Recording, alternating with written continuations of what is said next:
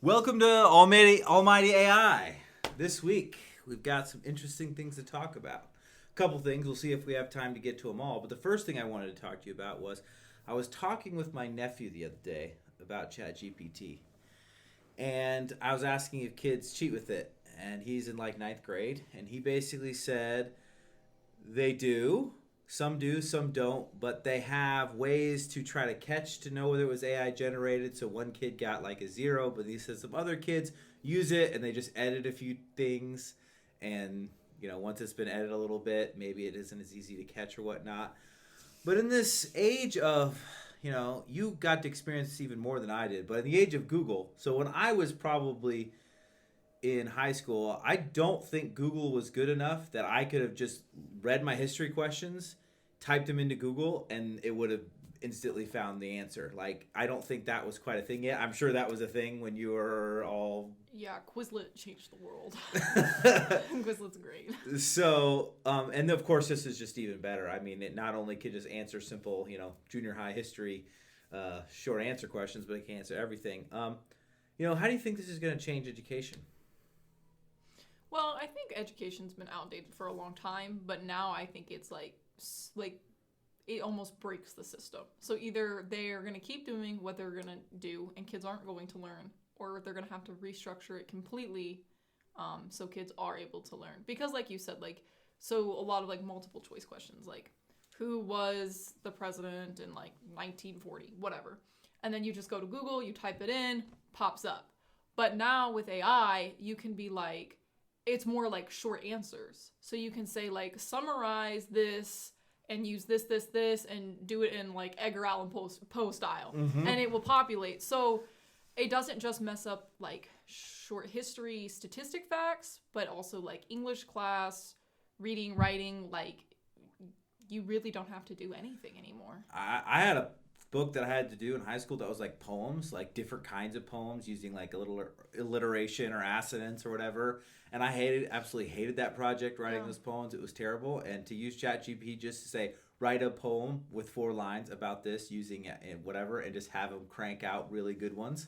And I could make it unique, like basketball, or use the name Joel in it to make it sound like it's me. But I totally could have done that. And so as we go through this, I think about private schools. So I'm kind of the product of private schools or whatever. I was homeschooled and then went to a Christian junior high and high school, Christian college, obviously, to get all my theological education and whatnot. And so Christians, private schools sometimes have the opportunity to tailor their curriculum and make it however they want.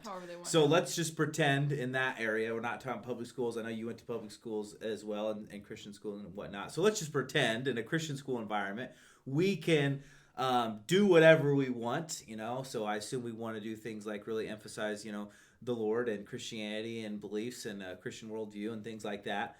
But how would we make a school that was making sense, not only in a Christian perspective and Christian beliefs and morals and whatnot, but, having kids learn along with an AI chatbot that's smarter than all the teachers? Yeah. So... about to be super controversial here. Here she comes. Here she comes. So I think that so the first thing is the reason why we ever needed this the reason why we ever needed this education in the first place is because we needed to know it, because where the heck were you going to get it? An encyclopedia? We've definitely come past that point. So in a perfect world, if AI stays and you no longer really need to know grammatical rules, you have instant access to everything, what's the point of memorizing it? That's just a waste of time at that point, which I totally am against wasting time. So I think, in a perfect world, what I would do is take everybody to 8th grade, make sure they're literate, can do basic math, know the basic That's the concept. problem. How do you get them to do basic math? I mean, you know what I'm saying? You're sort of agreeing that we have to memorize something. Right. If you can't memorize, what the sounds of the letters, right, you can't read ChatGPT. Yeah. So how much basic memorizing needs to be done? So you're saying we need to memorize the sounds of the letters. Right. We need to memorize 2 + 2 or how that works or whatnot. So how much memorize? It's not 0. So I don't really, again, controversial. I don't think kids should really have access to technology until at least, like, they need to put it off until at least 6th grade. It's too much for little kids. It hurts their creativity. There's a ton of science that shows that it releases dopamine way too much, and then it causes kids to have ADHD, whatever. You fact check me with something else. Like, yeah. So, what you're saying is, for those listening, don't take that to the bank. No, what I'm saying is look it up for yourself and you'll see that I'm right. Anyways, so I don't think they should have it till 6th grade. So, like, if we could develop them and make them literate and have them learn basic math, basic history, government, stuff like that until 6th grade. Then in middle school, introduce the computer. Obviously, they have to know how to use one because the world it uses tech. So they have to know how. And they're going to get enough at home anyways. It's not like they're not going to, I mean, we have so many iPad kids now, they're not going to be dumb. They'll know. But then, as far as Christian schools go, once they hit 9th grade, I would love to see schools implement a more skills-based curriculum. And this is the part that's controversial, but I think that, like, it would be great if girls could learn skills that would help them later when they get married. Like me, I don't know how to cook. I hate cooking. I don't know how to cook. Would I like to cook if I could cook? Maybe. But, like, even for myself, it would be nice if I didn't have to go to Chick-fil-A every day. You know what I mean? Like, it's so frustrating. And then, like, for guys, if they taught them, how to put things together. I don't want to do that, but hopefully a guy will, like, do your car or whatever. But then if they could do skills-based stuff, and then stuff just like financial literacy, self-defense, things that people actually need, CPR. Everybody should know CPR. Health, that stuff. And if they moved it away from things where you can't cheat with AI, because you have to know how to physically do it, and then taught that, I think we'd be a lot better off. So what's interesting about some of that, if I were to say, like, okay, I have a private school, I have a limited budget, and I want to, so one practical thing I wish I would have been taught was how to wire a house. Am I going to wire my house? I have no interest in wiring my house. I'm not going to do it. But I would like to know how it works. Right? And then if a plug-in went out, I wouldn't have to call my 82-year-old friend to have him explain how to do it. And it's not rocket science. Or pay somebody. Or pay someone, go to YouTube, whatever. And so having a basic knowledge of that seems like it'd be good. But, the people that do know how to rewire a house, they do have a certain number of things memorized. Mm-hmm. They know what a plug is. Yeah. They know what a red wire, what's the red wire mean? Well, they have that memorized. What does the black wire mean? Well, they have that memorized. White wire, so on and so forth. So, I mean, I read this book on education one time, so I got more convinced that actually some memorizing is totally required, or you're just too stupid to even ask a question. That's you couldn't useful. even have a language. Couldn't even have a language. Impossible. Right. So, vocabulary words, that's like the basic, right? You'd have to memorize a certain amount of vocabulary words. So, the cost of actually practically having someone rewire a house is extremely difficult. And 75% of the boys or girls, whoever wants to do that kind of thing in school, won't want to do it, and they'll be disobedient and won't try very hard, and it'll be a pain. There will be a few kids that love it, there are a few kids that don't. Always a problem. And so I remember when I was a teacher, I designed half my curriculum based on getting the kids to be quiet and not talk. That was like how I designed it. I can't do this group project because I won't be able to control the class. Right. Like, it will get out of control, so I have to do this other way of doing it. So I did a lot of lecture, not because I thought it was great, because if I did anything else, they couldn't handle it. They just bonkers, right? They would just start talking, and suddenly the teacher next to me is wondering what's going on in my room. And they were right. No learning was going on because they had already started talking about whatever was going on that night or whatnot. So I found it very challenging to build that kind of curriculum that's very practical and hands-on, even though I wish I knew it, because when I think about being a teacher, I don't even know how to design that class. Yeah. Well, I think as far as like a small Christian school, if that's what we're talking about, because they also don't have a lot of money and resources, usually as much as public schools. Mm-hmm. I think if they could kind of take an approach that, rather than like a general education, because we do that a lot. Like, we have really, in American public school systems, you get a variety of everything, but not enough about any one certain thing to be like great at it.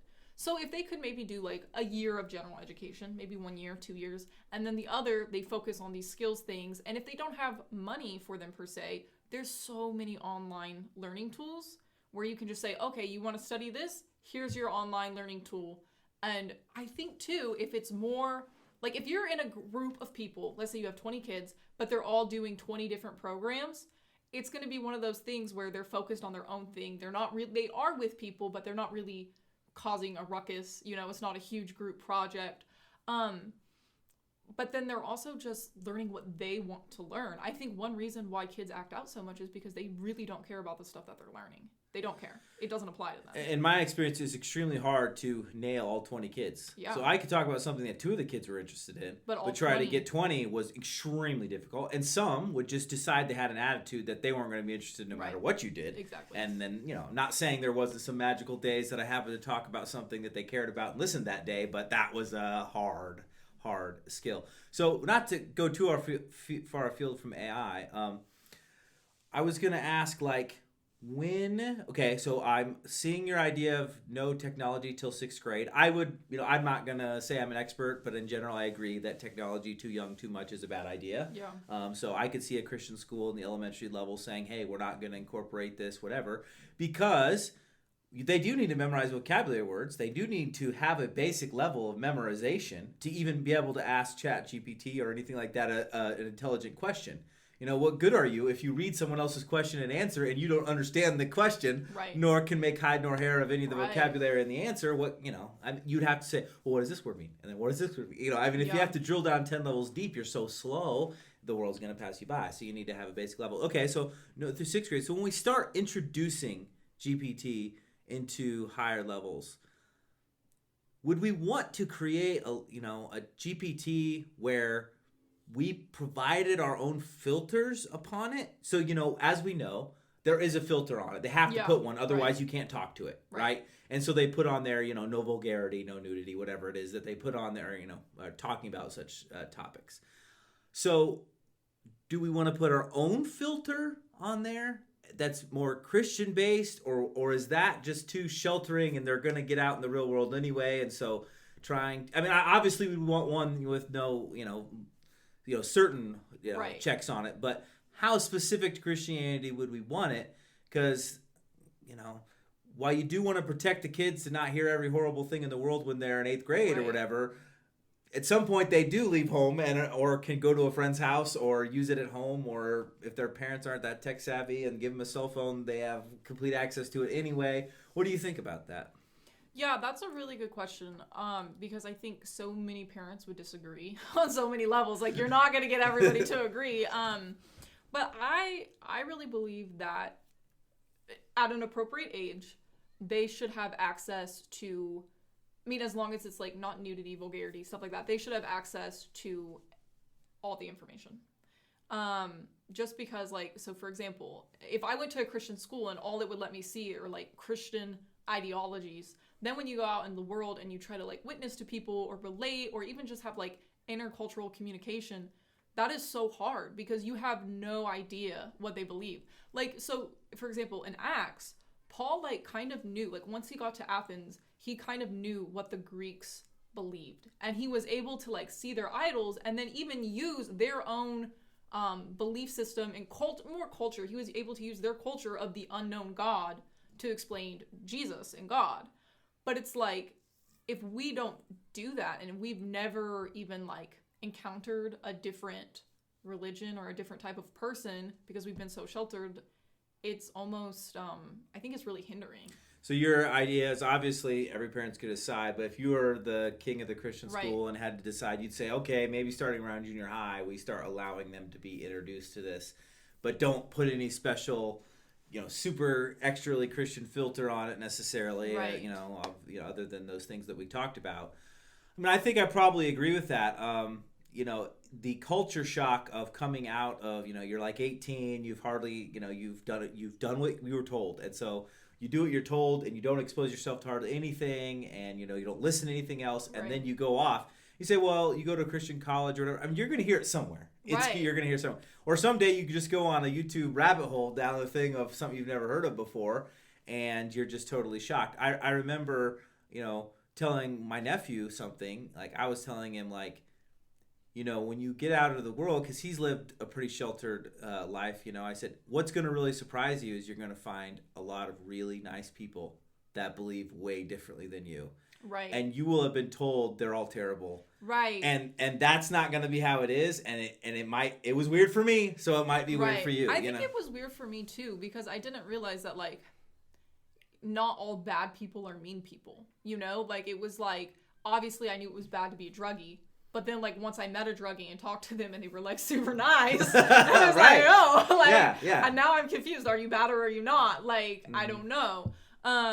So that goes back to, like, what Christian schools can do to, like, educate their students. And I really think that, like, if we got students out of the school and we took them and to, like, experience things, like, have them volunteer at a homeless place, let them interact with people who are different than them, let them see people who are suffering, people who are broken, people who are nice people but not good people, I think that would really help. Mm-hmm.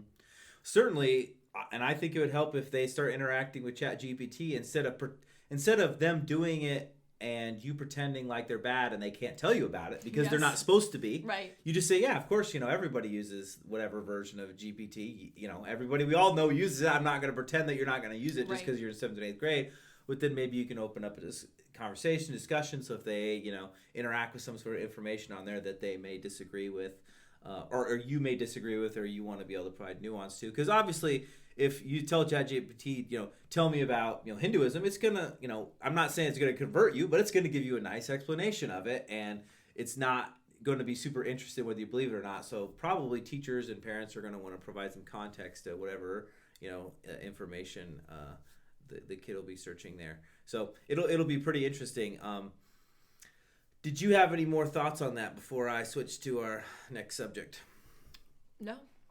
So I have another subject which I probably shouldn't bring up because it might be a long discussion because I know a lot about it, and that relates to how we as Christians help elderly people. Oh. So society has changed in that humanity, we all live a lot longer. Right. So now it's not super uncommon that someone lives into their 80s, 90s, whatnot, you know. And so we have a number of years in our lives, probably you and I, if we get lucky, we're going to have 20 years where we're not physically very capable of doing very much. Right. But we probably won't want to live outside of our home if we don't have to. But our legs will probably start failing us and we'll be shaky on those and going places will be hard and so on and so forth. But the loneliness factor is like a huge issue. I see where you're going. So, yes. You know, what do you do with, you know, elderly people now? You know, I go visit elderly people and whatnot, and they have millions of cats. They might have a million cats, but honestly, what happens then is you can't even take care of them. You can't feed them. You can't clean your house anymore. Your house starts smelling like, you know, like cats because you can't do anything about it. And, you know, maybe it's better to have a house that smells like a little bit too much like urine and have some, you know, companionship than not. I don't really judge on that. You know, maybe the companionship's worth it. But is AI going to suddenly become, you know, you and I, when maybe if, you know, happens to be that our spouses are gone and we're sitting there lonely in our own houses, that AI is going to have to be our friend because, you know, we physically can't do too much. I hope not. I really don't want to live to see that day. I know some people like who are already experimenting with that, and they have like their computer on their desk and it's like their friend and they like go and they talk to it. Like I know maybe like 2 people who do that. And it's like not like for real. Like obviously they're not like dating their computer, but they do like. Is it like naming their boat? Is it different than that? People name their boat or their car. Sort of, yeah, but then they just like have conversations and they find interest out of talking to something that can talk back to them. And this is ChatGPT or other applications? I think it's ChatGPT mostly. And the Snapchat AI bot is huge now too, because I mean, you know, you open Snapchat and nobody's there, so just text the AI bot. Like that sounds perfectly logical. Yeah.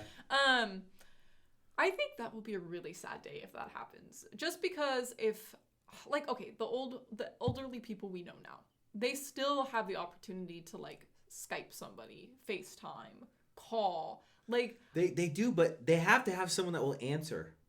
Yeah, so, they have to have somebody that will answer. And they're bored at 10 a.m. all their kids are at work, their grandkids are at school. They, who do they? And of course, technology stuff for older people anyway. But Right. they have to have someone to answer. So maybe when you and I get old, we'll be Skyping each other if our spouses are gone because we'll know how because we grew up with it. I don't know. Yeah. I just think human interaction is really important. And then I also think that, like, if you have that much time on your hands and you actually want to be doing something, I feel like there are so many problems you could try to solve just from, like, the comfort of your home that you don't have to leave. Like, for instance, they have, there's this chat online. It's, like, unsolved murders, like, real ones.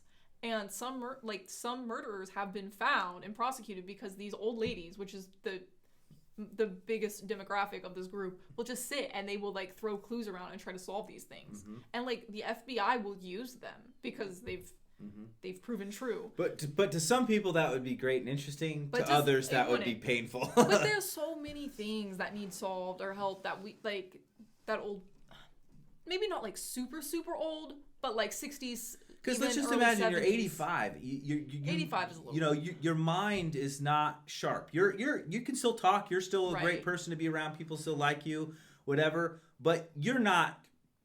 You're not going to do a lot of super productive things in that same way. Like the whole world needs my skills. Maybe I will change if I get old. If I turn 85, maybe I will be talking to an AI chatbot. But I really just wish people would just get a dog or a fish or like a bird or something. I was talking to someone else about this, and they were like, even the little vacuum cleaner that vacuums. Yeah. He goes, we gave it a name, and then, even when it beeps back at you, you kind of like pretend, it's like, oh, yay.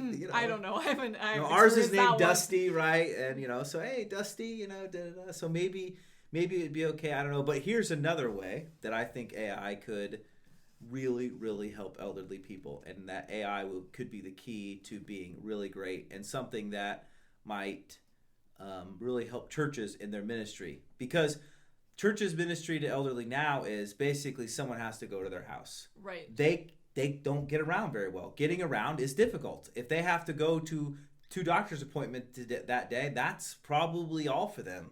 Like it's a lot of work. Driving very far is difficult. If their kids move very far away, they may only be comfortable in town, so on and so forth. And so what I think AI could do is create a situation to make transportation so much easier. So there are different ways of having cars drive themselves. One is the sort of the Waymo way or the Cruise way. Waymo is owned by Google. Cruise is owned by GM. And they sort of have a hard-coded way where they have radar and LiDAR, which is sort of like radar, if you don't know what that is, and cameras. And they give it all these rules, don't cross the lines, don't run into another car, whatever, and they write all these rules for it, and it drives. So my wife and I went to Arizona, and we rode in one of them, and it was totally cool. It was great. But they chose this town in Arizona on purpose. I think it's Chandler, Arizona, if I remember right, because it's great weather all the time, super clear painted lines, very square city, nothing weird, right? So anyway, within this time, you can do it way more. But another way is really more driven by artificial intelligence. It's a different way of doing it, and that is the way Tesla's doing it. Mm-hmm. So basically, they just only have cameras, and they have cameras look at the world, and then the cameras and then the AI trains on all these images, and so then it learns, and then it's like, okay, well that's a cat. Oh, and when a human is moving this way, it means they're probably going to go out on the street. But if they're mowing the lawn, even if they're right next to the street, you don't slow down, right? Because they're mowing the lawn, right? And so their way is doing it similar to the way they train ChatGPT. They're training a computer to try to get to where it can understand the world. But what's sort of unique about them is ChatGPT is sort of in the computer world only. Mm-hmm. Like it doesn't look, well, I don't know. It doesn't interact with the physical world. Right. It only interacts with text. But what Tesla's doing is they're trying to get a car to be able to actually interact with the physical world. And so if it gets to where it can interact with the physical world, it's going to be, we could, as a church, send a car to pick up an elderly person.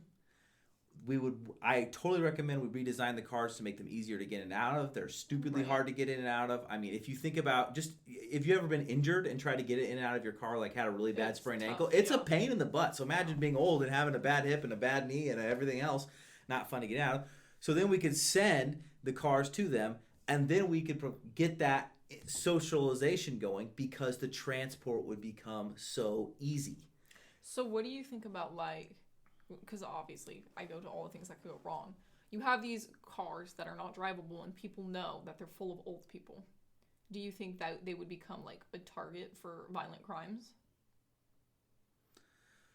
I doubt it. I mean, so the plan would be they Just are give them driving gun around. features? They stop at the place they're going to be at, and the person's waiting outside for them, ready to rob them. No, like if you know that there's only old, like helpless, defenseless old people in a car, right? But they probably have money because why would they go somewhere without money? And then there's no driver. I mean, I don't know. Like, They bust the window while Oh, sitting yeah. at the light. yeah, for sure. They could do that. People would do it. Yeah, but if you're going to rob someone, like robbing someone in a moving car seems like a really shaky. I mean, elderly people don't get robbed now in their cars. No. Do they? I don't think so. I've never heard of it happening. I'm not saying. Okay. Obviously, it's happened somewhere. I'm just saying, like, if you take out, yeah, but like, I don't know, like, Because now people are always looking sometimes for helpless. elderly people drive now, Right. and they're like going to go kill somebody because the line between I should be driving Right, and and- shouldn't be driving is incredibly hard to know when There's that not line an is. age There isn't for an it, age. There yeah. not an obvious thing. So there are people that get killed by people that are elderly. Yeah. You know, I saw one run into a building and they take out the whole like front glass window. yeah. Not good. And you know, it's hard to know when that time is. And you and I will not have any easier time than anyone else knowing that we've lost it and we shouldn't be driving Oh anymore. yeah, no. So I'm just thinking this gives an incredible amount of freedom for these people Yeah. to just say the car's going to come to me. I'm going to get in. It's going to take me to the senior center or to the church or whatever, and I'm going to get out and I'm going to be able to spend time with my friends. That would be cool. And I think it It'd be would like a taxi, but driverless absolutely. I mean, and free. I don't think we're going to do it right now, but to me that would make like saying we want to have a entrance to our church be in such a way that you can get out of that car and get into the room that you're going to be in really, really easily. I mean, I'd be about ready to put in escalators or something Right. to just say, hey, you can come hang out with your friends and you don't have to go through all the pain. I mean, You don't have to sit and talk to your AI chatbot yeah, for 5 hours. yeah, exactly. I mean, to me, that seems like a better solution because just even walking, you know, the entrance to our church has a long walkway, and it's just like It takes some of these people a long time. it to takes a hop while. on It's there. not easy, and just imagine when you had a sprained ankle or a bum knee, and how annoying it was to navigate stairs or whatever. So anyway, I think there could be some real opportunity there, and I think the other thing that would be really cool that I kind of thought about when you were talking, because we were talking about AI and animals and comfort and stuff, but like service animals. I think that AI could do that and we could take some of the animals out of the picture. So like if you have like a health bracelet that like syncs up to AI and AI is like monitoring your blood sugar and like all that stuff, and I mean, I don't know certain sicknesses with certain conditions, but if your computer is like monitoring it and then you know you're about to faint or you need to take your medicine and AI tells you, I think that could be really, really cool. yeah, I think there's some really exciting things. And, you know, a lot of times, you know, we think of these things as just for young people or whatever, but I actually think maybe the elderly and the disabled might get helped a lot more than we think. And that would be really exciting. And, you know, there's some dangers that I'm kind of worried about and afraid of with AI becoming too powerful and getting out of our control and some of the negative aspects. But I, you know, want to embrace the positive ones too, because, you know, as a church, you know, different ways to do ministry are just so important. You know, the world's changed. You know, we can't just get people to show up to church all the time anymore, right? Like we can't just say, hey, we're going to have an event and people are going to be there. They're not going to be there. You know, I mean, you know, most churches have Sunday morning and maybe a Wednesday night or whatever that people will regularly come, but that's about all you can get out of a lot of situations. Maybe a Bible study during the week or whatnot. But to me, some people that really need some ministry that aren't, you know, that are these elderly people, and I think their physical limitations are a part of it. And of course, there's some that won't be that social, that won't want to come anyway, but I think there are some that would like to see their friends for 30 minutes every day. like the old guys going to coffee at McDonald's, whatever.